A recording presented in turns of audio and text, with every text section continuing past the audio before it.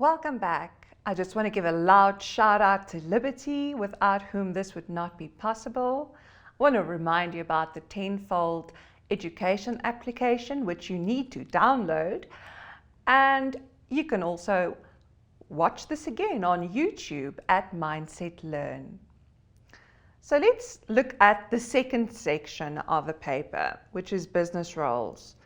Here we have 6 chapters: ethics and professionalism, creative thinking and problem solving, social responsibility, corporate social responsibility and corporate social investment, human rights, inclusivity and environmental issues, team performance assessment, and conflict management, which is a lot of information.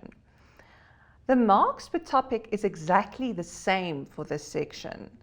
They say that it is a maximum of 12 marks if it is only assessed in section A and B, but a maximum of 50 if it is assessed in section B and C, which means that all of these topics are potential essay topics. So this is a very intense study section, your business roles.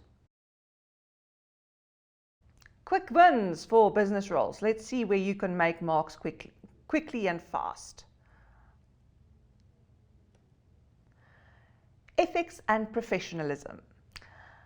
You can make your marks with knowing the meaning of ethics and knowing the meaning of professional behavior, and especially the difference between them. I've seen this asked in a very cute way once, where you had to identify, they gave you scenarios and then you had to identify which one is ethical and which one is professional. That's a very nice question. Another low-hanging fruit is challenges posed by types of unethical behaviors and strategies to resolve it. Now, the challenges which we are referring to are unfair advertisement, pricing in rural areas, and tax evasion. So those are the only 3 ones that we are really looking at, which are unethical. The strategies to resolve it depends on which unethical behavior we are looking at, and you will have to study that section. There are also another low-hanging fruit is your challenges posed by types of unprofessional behavior, and then you need to give recommendations, which is very similar to a strategy. And here there are only three which you should know of as well: sexual harassment, fraud, which they don't use fraud, they say misuse of company resources and time, but it basically boils down to fraud, and the other one is abuse of work time. And then obviously your recommendation will depend on which one you are dealing with. Now, they love asking these in scenarios, so be wary of that you need to actually know what is the difference. You need to be able to identify it, give a recommendation, and perhaps even mention what other kind of challenges are unprofessional. So if your example was given in your scenario was abused work time, and you need to say which other challenges are also unprofessional, you need to say fraud and sexual harassment, for example. The next one is ways in which professional, ethical, and responsible business practices should be conducted. There is actually a heading in your notes which says this exactly like that to the T. So be mindful of studying especially that section in your notes. Your King Code principles, they are fortunately only focusing on transparency, accountability, and responsibility. Be sure that you know what the difference is between these. Transparency means I can see right through you. You're not hiding anything. Accountability means that I can depend on you. You will be held accountable for your actions. responsibility means that you are willing to accept the responsibility of doing something. I know accountability and responsibility often gets confused, so be mindful of how it is phrased in your notes. Creative and thinking and problem solving is the next chapter. So, in this section, your advantages of creative thinking are popular. Ways businesses can create an environment that promotes creative thinking in the workplace, I have seen in many papers. The differences between problem solving and decision making, I have also seen in numerous papers. Your problem solving techniques and their impacts is probably the most important section of this entire chapter. This is where you have to deal with we're referring to your Delphi technique, your force field analysis, your brainstorming, and your nominal group technique. Now, remember, your Delphi this is your group of experts, all right, which are normally not together.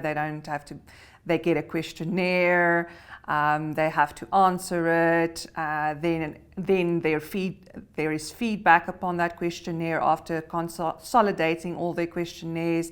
Then there's a follow-up questionnaire. That's whole sequence. So it's experts and questionnaires that you should be thinking there.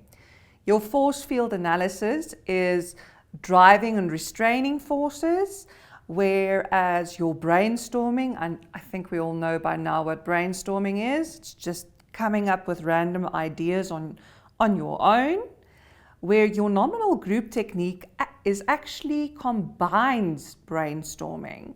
So your nominal group technique, you are divided into groups and each individual comes up with their own. They brainstorm a few ideas on their own.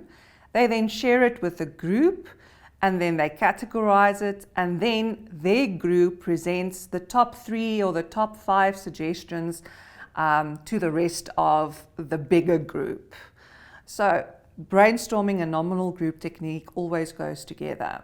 Another low-hanging fruit is the steps of problem solving. Social responsibility is the next chapter that we're looking at. A low-hanging fruit is the meaning of social responsibility, the relationship between social responsibility and the triple bottom line. Now, if you have no idea what I'm talking about now, it's this: planet, profit, and people. That's the triple bottom line. And right there in the middle where they meet, that is where you will have a sustainable business, a business that will survive in the long run. So the triple bottom line is all about forcing companies not to only chase profit, but consider the people that are influenced by it, consider the employees and the community, and also consider the planet and the impact that you are having on the planet. The whole going green concept is part of the triple bottom line. Your next low-hanging fruit is strategies to deal with the 3 socio-economic issues, which is HIV/AIDS, unemployment, and poverty. Ways in which businesses can contribute time and effort in improving the well-being of employees and communities. I have seen this often, but now bear in mind that employees is one section and communities is another section. So be mindful of what you are being asked. Just a note, you cannot only give examples. You need to explain how your business can contribute to the well-being of the employees and or the community. So, for an example, this program, Liberty Life, what they're doing is, this is part of their social responsibility. They have made an investment in education, something that is completely voluntary. And they believe, so that's the example, all right. But how explaining it means, all right, because they are investing in education, in the future, there will be more matriculants passing matric. That's the goal, which means there will be more employed people, which means that poverty will decrease, and on top of that, the economy will hopefully grow. So you need to be able to explain your example as well. CSR and CSI, corporate social responsibility and corporate social investment. They are very, very closely linked and related, but make sure that you know what the purpose of each is and the components of especially CSR. There are 9 of them, and make sure that you at least know 5. Your focus areas for CSI should be community, rural development, employees, and environment. And once again, the impact, which is your advantages and disadvantages, of both CSR and CSI on businesses and communities. Note that this impact is the same for both. Yay! Meaning if they ask CSR or CSI, it's the same list of facts and concepts which you need to write down. Human rights, inclusivity, and environmental issues is another chapter. Here, your low-hanging fruits are your type of rights in the workplace, which is your human, economic, social, and cultural rights. Be mindful of which rights are being asked, because they are different in each scenario. Dealing with diversity issues is a low-hanging fruit. Roles of the health and safety representatives. Now that one is popular especially. Responsibilities of the employer or the employee in promoting human health and safety in the workplace. Be mindful who is being asked for. And then the benefits of diversity in the workplace. Just a note, do not only give negative ways to deal with diversity issues. So now remember, diversity issues is not typically, it's like your race or your religion or your, it could also be your gender and such. You're not going to recommend fire the person. That should not be your first strategy of solving it. Having a discussion is normally a safe place to start, you know. You don't just fire someone, there's a procedure to follow. Note 2, benefits of diversity is not the same as benefits of creative thinking. A lot of people tend to confuse that, and just be mindful of that. Team performance assessment and conflict management. Now here, this was once again asked in the prelim exam.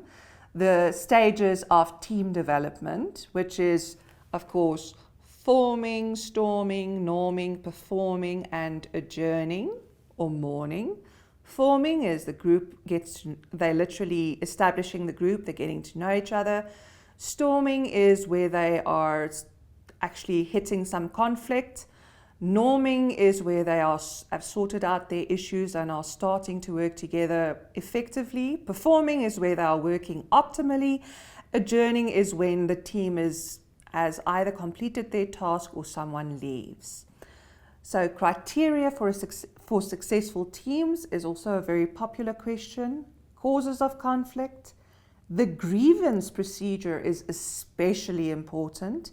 So make sure that you know about that. Make sure you know what the word grievance means as well. All right? It means that you are so upset with something that you actually went to HR and followed a whole procedure. Then, dealing with difficult personalities in the workplace is also popular. Once again, refrain from giving negative strategies of dealing with difficult personalities. You cannot fire someone because you don't get along with them. All right? When I was marking these papers, this was asked in the prelim papers as well. And I had a good laugh about the answers I got. And I was very grateful that I was not working for my students, because sure, Can you imagine being fired because you have a personality clash with your manager? Sure, not negative strategies. Find a way, other ways of dealing with it. And that is all that I have for you today. Thank you so much for listening to me and supporting the program. I hope you have downloaded the app or will do so soon. And I hope you will watch this again on YouTube at Mindset Learn. Thank you for being with me today.